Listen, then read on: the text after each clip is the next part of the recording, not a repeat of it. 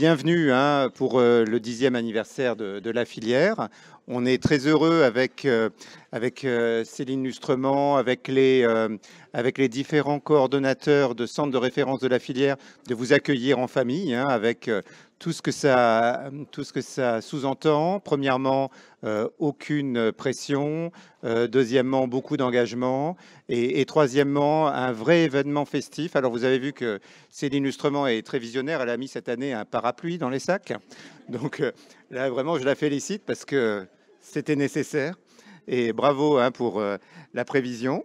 Deuxièmement, c'est vraiment un événement majeur et on a des gens très importants dans la salle de notre communauté, mais aussi de la communauté des maladies rares, des représentants du ministère de la Santé et de la Prévention, Anne-Sophie Lapointe, des pilotes du plan national maladies rares, Agnès Linglard, avec qui j'ai plaisir à travailler à l'Université Paris-Saclay à la faculté de médecine. Donc moi, je suis Marc Imbert, je suis le coordonnateur de la filière Respifil encore cette année. Mais comme vous savez, il y a un cycle de coordination et l'année prochaine, il y aura sûrement une autre personne sur scène qui sera très probablement lyonnaise, hein, Vincent Cotin, est vraiment la personne qui légitimement, après que Respirar, après que Pulmotension ait coordonné la filière, il est temps maintenant que ce soit Orphalingue. Donc voilà, on va faire tous les papiers avec Céline, Vincent, Christophe Delacour.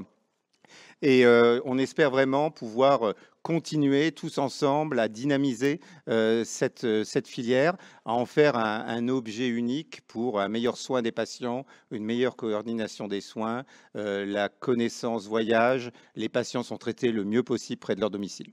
Ça me permet, ce petit commentaire, de souligner qu'il y a des représentants du réseau européen de référence des maladies pulmonaires rares, ERN-Lung, dans la salle. Il y a une chef de projet dans la salle, Elisabeth. Puis moi, je suis le vice-coordonnateur du réseau européen de référence. Et la semaine dernière, à Vienne, en Autriche, on a eu un événement majeur avec une salle comble, avec des gens assis au fond de la salle, mais aussi debout au fond de la salle. C'est du jamais vu.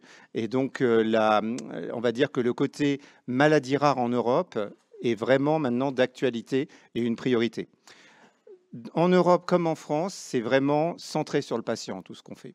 Et ce qu'on fait est centré sur le patient, mais avec bien sûr une ambition de développer les connaissances, donc de la recherche, recherche translationnelle, recherche clinique. Et puis il y a aussi bien sûr l'implémentation en pratique de nos découvertes et la genèse de recommandations, de programmes nationaux de diagnostic et de soins sont importants. Puis bien sûr, tous les acteurs de soins sont importants, l'éducation thérapeutique, l'activité physique adaptée, tous les métiers, hein, les kinés, les infirmiers, les infirmières, les éducateurs, les sciences humaines et sociales, tout ça compte beaucoup. Donc on a vraiment une ambition, on est très détendu pour être franc, mais on a une ambition très forte. Donc on va essayer de faire quelque chose qui a du sens tous ensemble. Et je voudrais juste que peut-être Céline vienne avec moi, parce qu'elle ne voulait pas, mais bon, elle va venir avec moi, pour annoncer 2-3 points importants. On a un photographe avec nous, on a un événement festif à midi, donc essayez d'être souriant pour la photo. Il fait des photos extraordinaires, il est là Pascal, il est là-haut. Il fait des photos extraordinaires. Hein.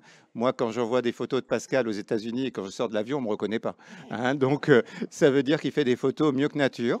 Et deuxièmement, on aura aussi un événement festif, mais je laisse Céline et toute l'équipe Respifil. Et voilà la dernière chose, un remerciement très chaleureux à toute l'équipe Respifil, Céline, la chef de projet, et tous les personnes qui travaillent pour Respifil. Voilà, un tout petit mot et puis on commence. Je vais vite parce qu'on est en retard, comme d'habitude. Du coup, un petit moment festif à midi, photo de groupe. S'il fait beau, on se retrouve dehors comme l'année dernière au niveau des arbres et on fera la belle photo de groupe. S'il fait pluvieux, on fera une photo ici. Les portraits à la fin, plutôt vers 16h, les portraits individuels. Et donc, vous avez un photobooth où vous pouvez faire un peu plus, voilà, des poses un peu plus festives pour faire les 10 ans. Donc, vous avez une équipe de caméramans qui prend voilà, des photos à la volée pour faire l'after movie. Et il y aura quelques individus qui seront piochés au hasard pour dire 2-3 mots sur la filière. Et surprise au dessert. Donc, restez au moins jusqu'au dessert. Voilà. Et donc, je vous présente quand même les nouvelles membres de l'équipe, puisque vous savez que Respifil s'est renouvelé. Donc, vous avez d'abord Manuela Rivière qui est ici, qui est la nouvelle chargée de communication depuis le mois de juin, et Nathalie Aboufara qui est tout en haut, qui a accompagné nos lauréats à l'ERS à Vienne, voilà, et qui succède à Myriam pour tout ce qui est recherche et formation.